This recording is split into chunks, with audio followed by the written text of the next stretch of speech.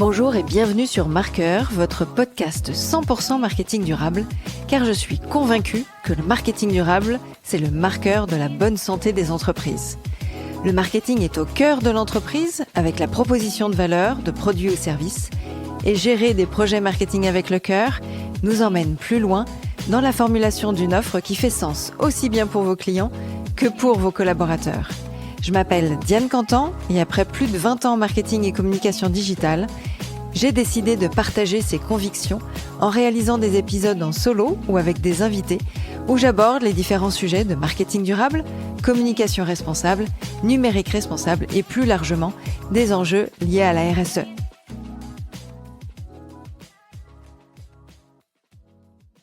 Aujourd'hui, je vous embarque avec moi au festival Numérique en Lumière, organisé par Bella Lotto et son association Point de Mire, qui s'est déroulé en novembre 2025. 2 jours intenses, puissants, parfois dérangeants, mais absolument nécessaires pour comprendre ce que cache réellement notre dépendance au numérique. Parce qu'avant le marketing, avant les beaux produits, avant les services fluides, il y a des matières, des mains, des vies.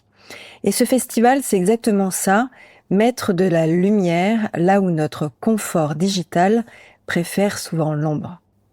Pendant 2 jours, nous avons enchaîné 8 films documentaires, suivis de débats, de tables rondes, de témoignages humains bouleversants et aussi d'analyses géopolitiques qui nous obligent à repenser notre rapport aux technologies. Alors, je vous propose de revivre cet événement, comme si vous y étiez, en immersion, et puis avec quelques témoignages de participants, des organisateurs ou réalisateurs. Alors, dès le matin, l'ambiance est donnée avec un petit bijou de court-métrage, le Family Dinner, un peu façon Black Mirror, que je vous laisserai découvrir en version anglaise ou version française. Et c'est un message fort sur les droits sociaux des enfants en Afrique. Un dîner de famille finalement assez classique, comme on en profite tous, sauf qu'un agent type Matrix ou FBI sonne à la porte et réclame les enfants de la famille pour travailler dans les mines en Afrique, en tant que grands consommateurs de cobalt. En effet, plus de 40 000 enfants travaillent dans les mines en République démocratique du Congo, dans des conditions dangereuses, alors que les États, les entreprises et les consommateurs continuent de fermer les yeux. Je vous propose d'écouter les coulisses de production par Anouk, qui est la co-réalisatrice de ce court-métrage. Bella, donc présidente de Point de Mire, m'a dit ça serait super si t'avais une idée pour faire un espèce de petit court-métrage ou une petite anti-pub en fait à projeter au festival Numérique en Lumière. Plus ou moins juste ça ce qu'elle a dit. Évidemment, mais je connais le thème de Point de Mire et je sais évidemment quels étaient les films et un peu les thèmes de la fin de vie ou de l'utilisation, etc. Et du coup, avec mon co-réalisateur, avec qui on a déjà fait un autre film avant, on s'est un peu brainstormé et on s'est demandé qu'est-ce qui était en fait un peu la chose la plus accessible mais qui choque quand même dans tout ça. C'est-à-dire que par exemple quand on parle d'écologie dans le numérique ou de pollution, c'est assez éloigné. Enfin, les gens, je pense que l'empathie, elle est moins engagée chez les gens, malheureusement. Et du coup, on s'est dit, bon, le fait qu'il y ait des enfants qui travaillent dans les mines, aussi sur l'assemblage, mais un peu partout, c'est vraiment tellement choquant que je pense que ça peut vraiment toucher énormément de personnes en même temps. Du coup, c'est ça qu'on a décidé de faire, un truc sur le travail des enfants dans les mines en RDC. On s'est dit, et qu'est-ce qui se passerait si quelqu'un venait chercher des enfants blancs, quoi. Parce que du coup, évidemment, c'est très loin de nous parce que tout se passe en RDC, en Asie, aujourd'hui on a vu en Amérique latine, mais jamais vraiment mis dans un contexte occidental. Du coup, on s'est dit, oui, c'est ça l'idée. Quelqu'un vient chercher des enfants qui, d'ailleurs, sont complètement innocents probablement aussi, mais qui vivent juste dans cette société de consommation totale. Et du coup, au début, on voit donc un peu cette famille qui utilise beaucoup de choses IA, qui a du coup le feu de cheminée sur la télé, qui a un petit robot aspirateur, mais qui se soucie pas du tout de ce qu'il y a derrière, en fait. Du coup, Après, il y a un homme qui vient chercher donc les enfants pour les faire travailler dans les mines. C'était un peu Matrix. Ouais, on s'est inspiré de ça. Mais très vite, en fait, on s'est rendu compte que c'était peut-être plus impactant de faire ça en mode presque film d'horreur, un peu thriller, et du coup d'aller plutôt justement dans le côté Black Mirror, dystopique. Du coup, la musique, elle a été composée par personnes avec qui on travaille souvent. Et je sais pas si tu as remarqué, mais du coup, à la fin, il y a des bruits même de mines. C'est sympa aussi d'avoir un contraste très aigu, parce que du coup, le monde son est très grave dans toute l'industrie du numérique. C'est de l'exploitation totale de tous les ouvriers et ouvrières. Des enfants, mais aussi de vraiment tout le monde finalement, à part les consommateurs et les grandes industries. Alors après ce court-métrage et le mot de bienvenue de Bella, eh bien on a visionné la vidéo de Behind the Screens, réalisée par Fairphone et Waterbeer en 2023. C'était une bonne introduction pour évoquer le cycle de vie, les chaînes d'approvisionnement et la nécessité d'un numérique plus juste. Cette vidéo de 10 minutes, elle est aussi disponible en accès libre sur YouTube, donc je vous la mettrai, tout comme le Family Dinner, dans le descriptif de l'épisode. Et on parle beaucoup de numérique propre, mais la réalité, c'est qu'on déporte simplement la pollution ailleurs. Les salariés des mines sont sous-payés, tandis que le prix des matières premières explose. Et les fabricants en sont dans une logique de volume, mais pas forcément d'allongement de la durée de vie. Clairement, la question à se poser, c'est comment on continue à faire du marketing si on ne regarde pas cette face cachée. Et c'est tout l'enjeu du numérique responsable, remettre du sens là où l'industrie a mis de la vitesse. Le documentaire suivant, c'est The Cleaners de Hans Block et Moritz Rizvik en 2018. Et c'est probablement aussi l'un des moments les plus marquants de la journée, assez dur à regarder. On découvre celles et ceux qui nettoient Internet et les réseaux sociaux pour qu'on puisse, nous, naviguer finalement sans rien voir. Sauf que ce rien, eux, ils le voient 8 heures par jour. Ce rien, ce sont les horreurs des hommes, la pédocriminalité, les violences en tout genre, le terrorisme, des images de guerre, un passage horrible sur les explications de la décapitation. Ces cleaners sont obligés de regarder les vidéos jusqu'au bout avant de dire next ou delete, à supprimer. Sinon, ce serait considéré comme une faute et seules 3 fautes par mois sont tolérées d'un point de vue suivi qualité. Une personne interviewée a dit « Mon job, c'est un sacrifice. Prévenir l'immoralité des images, c'est mon rôle. » La modération humaine est un rappel brutal. Si un contenu est toxique, la question n'est pas seulement comment le cacher, mais finalement aussi pourquoi existe-t-il. On a l'habitude de scroller pour voir des vidéos drôles, des chats qui se bagarrent avec des chiens, etc. Mais cette vision, elle est limitée grâce à ces cleaners qui travaillent dans l'ombre. Et leurs traumatismes psychologiques sont nombreux et on le comprend malheureusement facilement. Le débat suivant était avec Maxime Cornet et Clément Leludec, qui sont doctorants-chercheurs, qui ont bien précisé toute cette difficulté de milliers de données existantes, des lois différentes entre les pays. En Europe, on a notamment des modérateurs au Portugal, en Espagne, en Irlande, et avec toute cette complexité dans la standardisation de règles. Finalement, peut-on supprimer les contenus haineux en moins de 24 heures quand ils sont diffusés ?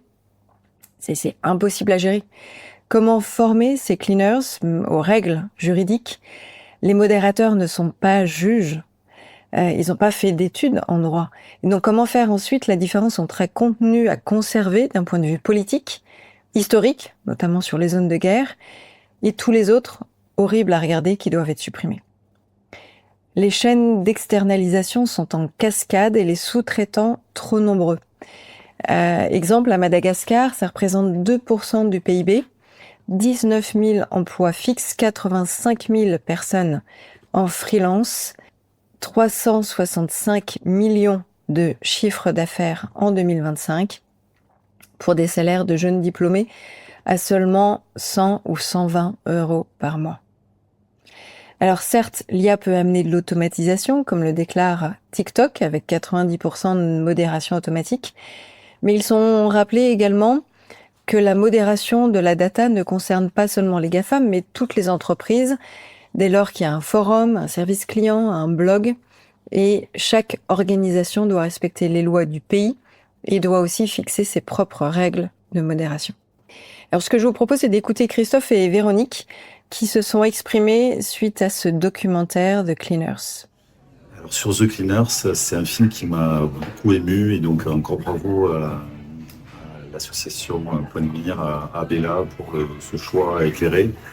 Et c'est aussi un grand sentiment de révolte, puisqu'en fait on a affaire à une industrie qui est extrêmement consommatrice de main-d'œuvre, qui est l'industrie du numérique, l'industrie des réseaux sociaux, qui prétend effectivement être hyper efficace, mais qui ne l'est absolument pas. Et il y a des personnes qui sont complètement détruites par les réseaux sociaux, puisqu'ils sont obligés de déployer nos contenus pour qu'on puisse effectivement les utiliser. Donc il y a vraiment un sentiment de grande révolte, et voilà, il y a une envie de faire des choses. Moi, j'étais complètement bouleversée, même si déjà je sais pas mal de choses sur l'envers du décor, du numérique. À chaque fois, ça me terrifie, et je me demande dans quel monde, où va notre monde, quoi, ou dans quoi on s'embarque, en fait. On est en train de s'embarquer déjà depuis un moment, certainement, mais là, ça me paraît, c'est vraiment, c'est une dystopie, mais qui est en train de se réaliser. Et je me pose en tant qu'humaine, être humain, et donc avec le rôle de maman, de grand-mère, et j'ai très peur pour la suite, et je me demande dans quel monde vont vivre les générations qui viennent, et peut-être ça sera bien par certains côtés, parce qu'il ne faut pas non plus tout noircir, mais par d'autres, j'ai l'impression qu'au niveau de l'information, de la vérité, où habite la vérité aussi, ça me pose question.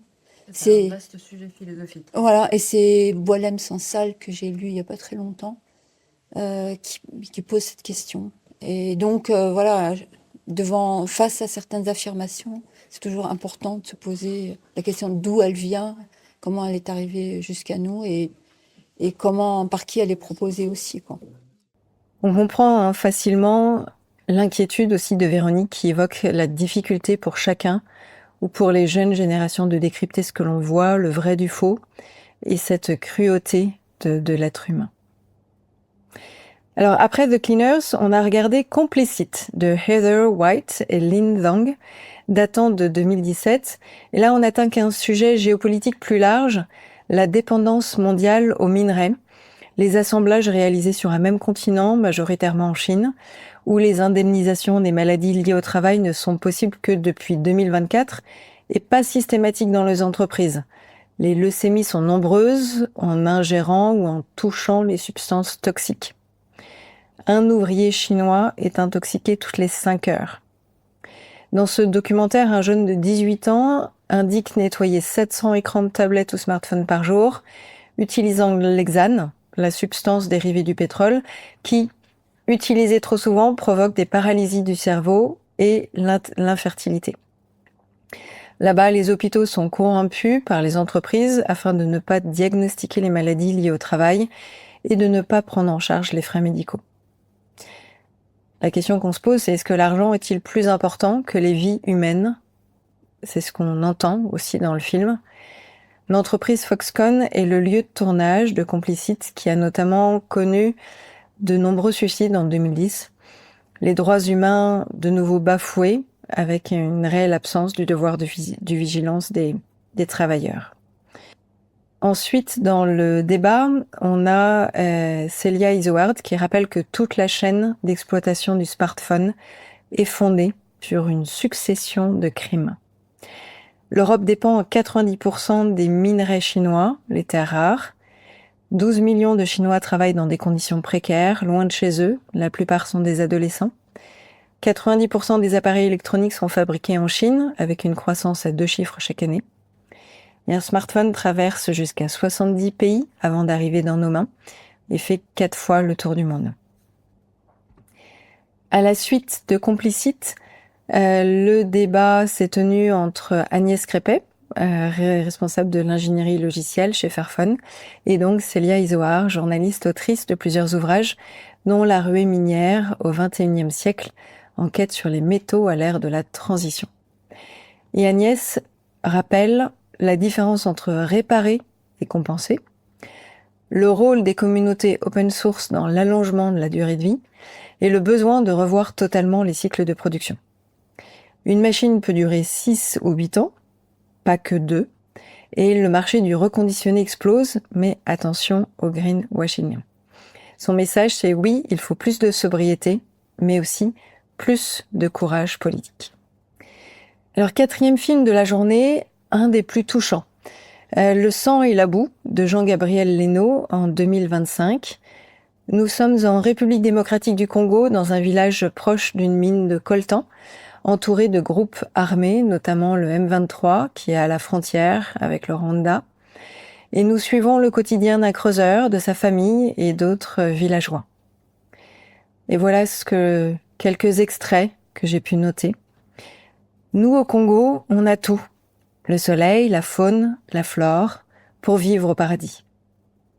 Mais nous vivons en enfer. Le monde moderne ne peut plus se passer de notre coltan. C'est eux qui alimentent la guerre chez nous. Le seul choix, c'est de creuser jusqu'à la mort. Je veux que mes enfants grandissent en ville. S'ils grandissent ici, ils deviendront creuseurs ou prostituées. Ce sont des gens à Londres qui fixent le prix du minerai. Mais pourquoi ? Ça devrait être nous qui produisons 70% du coltan dans le monde qui devraient le fixer. On crée de la richesse pour les smartphones, les ordinateurs, mais on n'en profite pas. Certains ont du sang sur les mains, d'autres ont de la boue sur les mains, mais le monde entier a du coltan dans la poche. Plus de 6 millions de morts depuis les 30 dernières années liés au conflit armé de la gestion des mines dans le pays.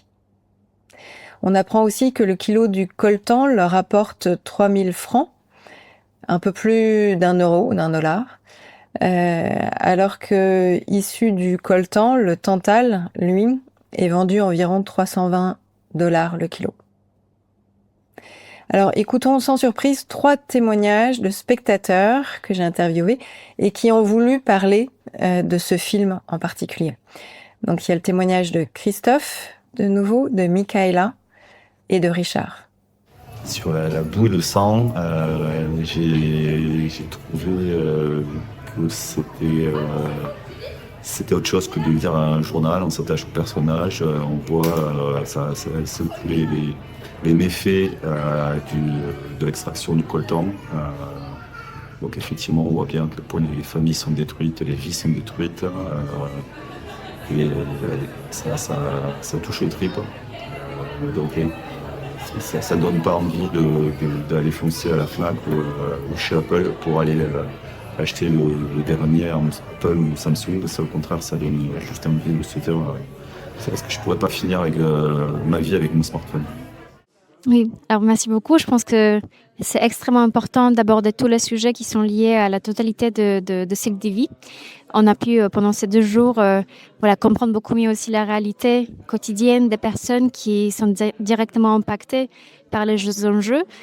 Je pense que le film qui m'a particulièrement marqué, c'était surtout le film Le sang et la boue. Ce qui était pour moi impressionnant et aussi étonnant, c'est quand même qu'on a pu accompagner dans la vie vraiment quotidienne la personne qui est impactée tous les jours par tous les enjeux. C'était la perspective aussi très humaine et je pense que ça peut permettre aussi, ça peut permettre aussi de comprendre l'importance qui est invisible, je pense, dans notre société, juste les personnes qui achètent, qui achètent le matériel final. Ce que j'ai aimé, c'est déjà, il y avait une direction photo dans le film qui était magnifique en fait. Ça se passe dans des endroits vraiment magnifiques, donc même dans le film, ils en parlent. C'est le paradis et en même temps, c'est l'enfer, parce que c'est l'enfer de la mine. Et ce qui m'a aussi beaucoup plu, c'est que ça a été au-delà de l'aspect mine, voilà, les enfants ou les adultes dans la mine. C'est aussi toute la vie autour, c'est-à-dire les femmes qui se prostituent parce que bah, la mine n'en rapporte pas assez. L'école, les enfants à l'école, mais à la fin de l'école, les enfants vont à la mine. Voilà, c'était tout l'auto, toute la vie. Et il n'y avait pas de voix off. Voilà, c'était compté que par les histoires des gens, que par les dialogues des gens. Donc voilà, c'est un film qui m'a à la fois beaucoup plu dans le côté esthétique et aussi beaucoup ému par rapport aux histoires qui s'y passent en fait. Alors, cette première journée s'est terminée avec le spectacle du one-man show d'Audrey Vernon, Comment épouser un milliardaire, où l'humour devient un levier pour faire passer la pilule. Oui, humour, dérision, prise de conscience, ça c'était pour bien terminer cette journée. Le deuxième jour, lui, a commencé avec le documentaire En el nombre del litio, pour comprendre l'économie du lithium en Argentine, film de Tian Cartier et de Martine Longo en 2024. Et là, on suit ici les différentes communautés autochtones qui vivent autour des salines, un triangle de lithium de Bolivie, Argentine et Chili. Et ces communautés sacrifiées au nom de la transition énergétique sont les premières impactées lorsque des grandes entreprises viennent exploiter le lithium et récupèrent l'eau des souterrains au détriment des besoins des populations locales. Le tout pour alimenter les batteries de nos appareils et véhicules électriques. C'est finalement un peu un combat David contre Goliath, précise un des représentants, qui se mobilisent et qui ne perdent pas espoir. Le débat qui a suivi avec Juan Pablo Gutiérrez, activiste et défenseur des peuples autochtones, est évidemment très touchant, politique. Exilé en France depuis 6 ans, voici quelques-uns de ses messages forts. Le progrès en Occident n'est qu'une étape supplémentaire du colonialisme. Et que serait l'Europe s'il n'y avait pas eu le colonialisme de l'Amérique latine et de l'Afrique ? En Colombie, c'est le 2e pays au monde avec le plus de biodiversité. Nous avons 115 communautés différentes et nomades, mais ces 4000 personnes risquent de disparaître. Les mines de charbon à ciel ouvert ont tout détruit sur place. Il faut désormais marcher des kilomètres pour trouver un animal et se nourrir. Avant, on pêchait le poisson dans les rivières pour nourrir nos familles. Maintenant, les rivières sont contaminées. Il faut marcher 14 kilomètres pour rejoindre le village et payer pour acheter le poisson. Suite à la guerre en Ukraine et au blocus avec la Russie, l'augmentation subie en Colombie pour l'exploitation des mines de charbon est de 210%. La parole sans l'action est vide. La révolution culturelle doit avoir lieu pour changer de paradigme avec notre vision de la modernité et repenser le réenchantement du monde. C'est un vrai mélange d'indignation, de volonté de faire autrement, de prendre en compte non pas seulement la richesse des uns, mais d'intégrer toute la chaîne de production, de prendre soin des ressources naturelles, des hommes et femmes qui vivent dans ces régions, de repenser également les nouveaux imaginaires. On a poursuivi avec le film Forged in Silence de China Labor Watch en 2024 et avec quelques extraits de Death by Design, Apple $1 Trillion Betrayal et suivi par le débat avec Mathilde Poussé du collectif Éthique sur l'étiquette. Alors ce film-là se déroule en Indonésie dans une fonderie de production du nickel, 80 000 employés dont 10 000 Chinois. Les casques de couleur déterminent les rôles, blanc manager, jaune ouvrier. Leurs passeports de ces ouvriers chinois sont confisqués en arrivant. Ils ont 2 semaines de congé autorisées après 6 mois de travail, quasi 7 jours sur 7. Ils ne peuvent pas démissionner avant 1 an de contrat de travail. Et s'ils veulent démissionner ensuite, il leur faudra payer l'entreprise 20 000 yuan. C'est l'équivalent de 2 400 €, une somme énorme pour eux. Alors évidemment, les ouvriers ne peuvent pas parler de leurs conditions. Il y a l'interdiction de dénigrer l'entreprise sur les réseaux sociaux, de dévoiler la chaleur insoutenable, les fumées irrespirables qui provoquent des maladies respiratoires. Dans un des extraits, on voit dans la Silicon Valley, en Californie, ce coup-ci, aux USA, où il y a eu plus de 30 000 cas de cancer du sein, soit 3 ou 4 fois plus que la moyenne, lorsque dans les années 90, les usines d'IBM fabriquaient les ordinateurs et les déchets atterrissaient dans les nappes phréatiques qui sont toujours polluées. D'ailleurs, selon l'EPA, l'assainissement pourrait prendre 300 ans. Mathilde évoque ensuite l'importance des plaidoyers, de la sensibilisation. C'est aussi ce que je fais avec cet épisode, laisser une trace de ces 2 jours, de ces films poignants. Et elle dit, quand quelque chose a un prix bas, quelqu'un en paye le prix quelque part. Il y a une vraie dichotomie entre les pays producteurs et les pays consommateurs. Le documentaire projeté ensuite, c'est celui d'Henri Poulain, Les sacrifiés de l'IA de 2024. On y voit des modérateurs traumatisés aussi par les contenus qu'ils filtrent, des annotateurs sous pression, et puis des salaires dérisoires pour entraîner des modèles vendus des milliards. Et là, autant que je laisse la parole directement au réalisateur pour parler de son film. Depuis maintenant une quinzaine d'années, je travaille sur les coulisses des plateformes, de cette révolution numérique, cette révolution digitale qui a inondé la planète depuis Palo Alto, depuis San Francisco. Et en 2020, j'avais déjà fait une série documentaire pour France Télévisions qui s'appelait Invisibles et travailleurs du clic, qui révélait la présence de dizaines de millions de travailleurs, d'ailleurs des grandes plateformes comme Meta, Facebook, Google et tant d'autres. Et en 2022-2023, lorsqu'on a vu surgir le ChatGPT principalement, et ses IA génératives et généralistes, je me suis demandé s'il n'y avait pas là matière encore à explorer ce que coûte, d'un point de vue social, d'un point de vue humain et d'un point de vue environnemental, l'explosion de ces nouvelles technologies. C'était l'enjeu de cette enquête, le sujet de ce film, Les sacrifiés de l'IA, qui est sorti il y a un peu moins d'1 an maintenant. C'est le fruit de 3 ans de travail, accompagné par un universitaire qui s'appelle Antonio Casilli, dont c'est le sujet d'études depuis une bonne vingtaine d'années, dans différentes universités en France, mais également en Angleterre, avec également un collectif d'universitaires qui aborde la question sous l'angle sociologique et environnemental. Ce film est, comme certains des films que j'ai pu faire précédemment, c'est un film politique au sens large du terme. C'est un film qui aborde un sujet qui, je pense, doit être au cœur de la vie de la cité, doit être débattu par des citoyennes et des citoyens. Et donc, le film, c'est un point de départ, c'est une prise de conscience. Mais ce qui importe, c'est ce qu'on fait de ce film après, comment certains peuvent s'en emparer, certaines ou certains peuvent s'en emparer.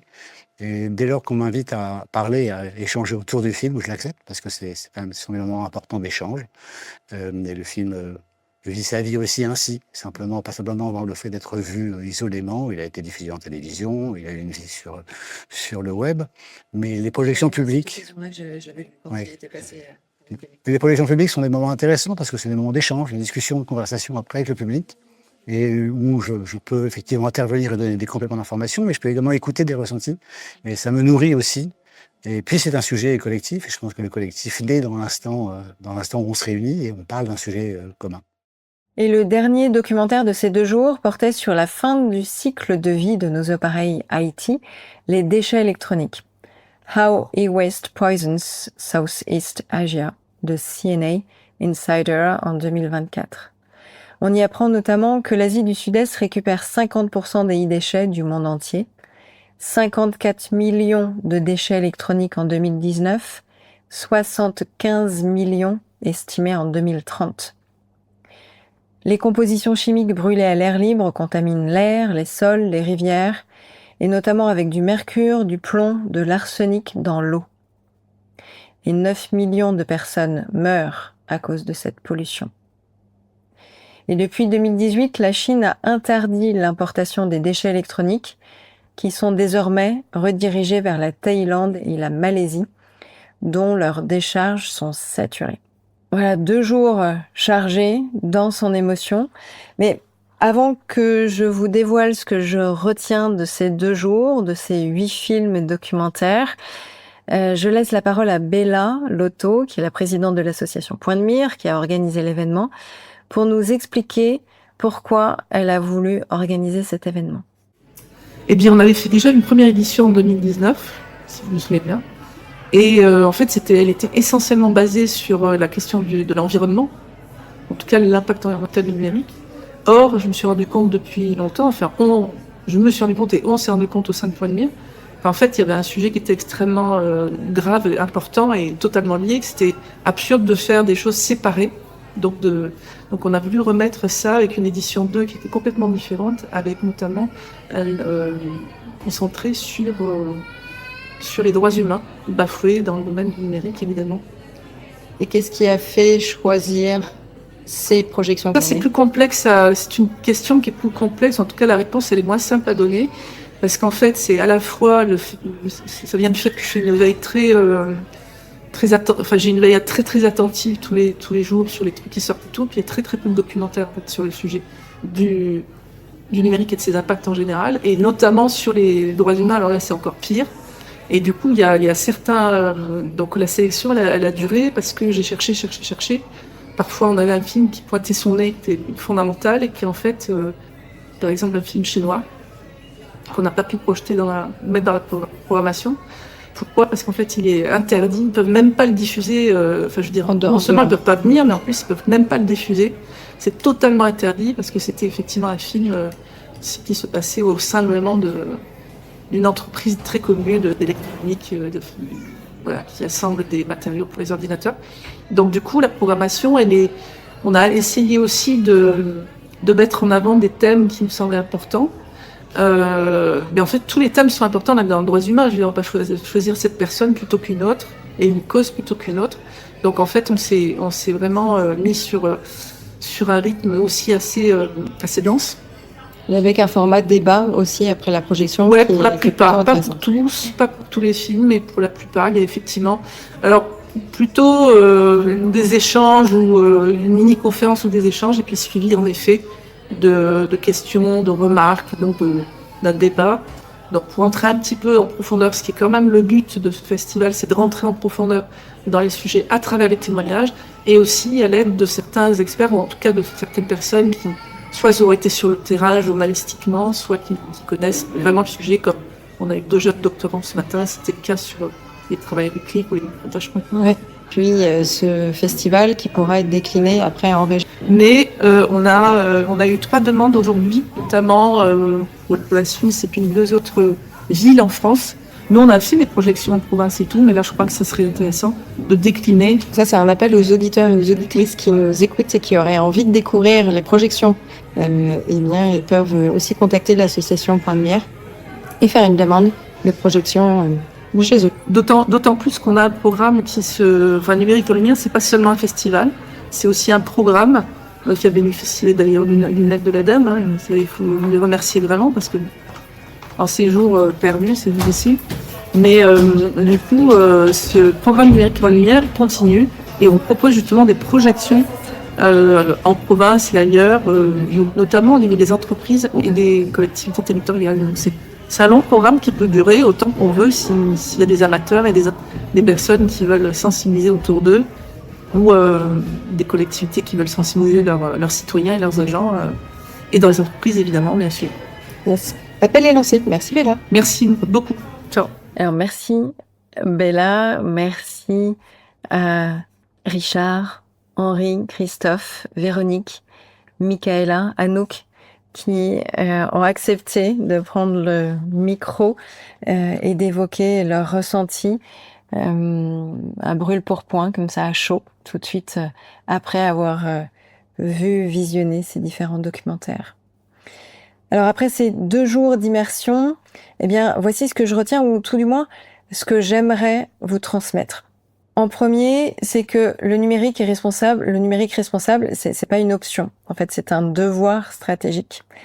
Quand on parle de souveraineté, de dépendance géopolitique, de pollution, de justice sociale, eh bien finalement tout converge. Comment on peut intégrer cette réalité dans nos stratégies marketing et RSE de nos entreprises?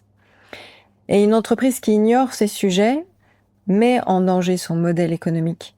Le numérique concerne toutes les entreprises aujourd'hui. Et alors d'autant plus avec l'IA. Et donc elle doit se poser des bonnes questions sur son utilisation. Alors je vous en cite 5 de questions. Quel est mon parc informatique? Le nombre d'appareils utilisés, en réparation, qui dort dans un placard? Ce parc IT est-il à jour? Le suivi des références, ma date de première utilisation, une réflexion un peu au-delà de juste la fin de l'amortissement financier. Comment puis-je prolonger la durée de vie de mes appareils IT? Réparation, bonne pratique pour que mes collaborateurs en prennent soin, choix des prestataires pour effectuer ces réparations, exemple Ecoder avec mon épisode numéro 49. Et puis si je dois acheter un nouvel ordinateur, un téléphone, il faut avoir le réflexe seconde main, reconditionnement, pensée, réemploi. Et là, c'est aussi l'écho à l'épisode avec Aubin Lefébure de Revalo sur la revalorisation de mon appareil. Et donc, dernière question, quelle éco-conception pour mes solutions numériques? Axe indispensable d'innovation. Chaque développeur devrait être formé sur ce sujet, tout comme les marketeurs devraient être formés à l'analyse du cycle de vie et à l'intégration de tout ce qui se passe en dehors de l'utilisateur ou le consommateur final. Le reconditionner, l'allongement de la durée de vie, la sobriété éditoriale, l'éco-conception, tout ça en fait c'est pas des contraintes, ce sont réellement des différenciateurs, une vraie valeur ajoutée. Alors deuxième point que je retiens, c'est la transition écologique ne doit pas reposer sur de nouvelles formes d'exploitation. On ne peut pas sauver le climat en sacrifiant les populations. C'est vouloir finalement rester aveugle que d'ignorer les femmes et les hommes qui triment dans des pays où les conditions de travail ne sont pas celles de la France ou des pays occidentaux. Prise en compte des droits humains, elle doit être intégrée par chaque acheteur ou par chaque consommateur que nous sommes avant tout nouvel achat ou toute négociation avec des fournisseurs. Un prix juste pour les producteurs, où qu'ils soient au bout de la planète. Et ça, c'est une des actions fortes de Point de Mire, cette volonté d'être attentif aux droits sociaux liés au numérique. Troisième point que je retiens, l'IA doit être pensée comme un système socio-technique. C'est pas seulement une prouesse technologique, mais derrière chaque modèle d'IA, il faut se dire qu'il y a des vies. Et les directions marketing doivent intégrer cette réalité dans leur sélection d'outils, de logiciels, de comment on utilise l'IA aujourd'hui et faire en sorte que ce soit des utilisations raisonnées. Quatrième point, le marketing doit devenir un levier d'éducation et pas de la surconsommation. Et ça, c'est exactement l'esprit de marqueur de mon podcast.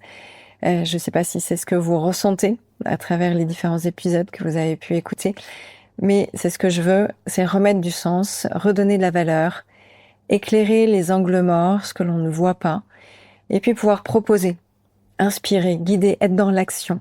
Voilà pour ce voyage dans les coulisses de notre monde numérique, de ce monde fascinant, complexe, parfois sombre, mais aussi rempli de solutions, d'acteurs engagés, d'initiatives inspirantes. Et ce festival numérique en lumière m'a aussi rappelé une chose essentielle. Notre rôle à tous, à nous, communicants, marketeurs, dirigeants, c'est de remettre la lumière au bon endroit. Pas forcément sur le produit, pas que sur le slogan, mais sur l'impact. L'impact des ressources humaines, l'impact sur la biodiversité, la faune, la flore, l'impact sur les climats, mais surtout l'impact humain qui se fait en France, en Europe, dans le monde, mais surtout loin de chez nous et qu'on a tendance à ne pas vouloir voir. Alors si cet épisode vous a plu, surtout partagez-le autour de vous. Si vous souhaitez aller plus loin, vous pouvez aller écouter les autres épisodes de Marqueur dédiés au numérique responsable, à la transformation durable des entreprises ou aux autres épisodes de communication liés au RH, à la conduite du changement ou sur le marketing évidemment. Merci d'avoir écouté jusqu'au bout cet épisode. J'espère que le sujet abordé vous a inspiré et donné envie de passer à l'action. N'hésitez pas à me mettre 5 étoiles sur votre plateforme d'écoute favorite. Vous pouvez évidemment me laisser un message sur LinkedIn ou Instagram en m'indiquant les sujets que vous aimeriez que j'aborde et les invités que vous aimeriez entendre. J'ai besoin de vos likes et abonnements pour faire connaître mon podcast, alors n'hésitez pas à en parler autour de vous et à partager sur les réseaux sociaux. Allez, je vous dis à très vite. Ciao!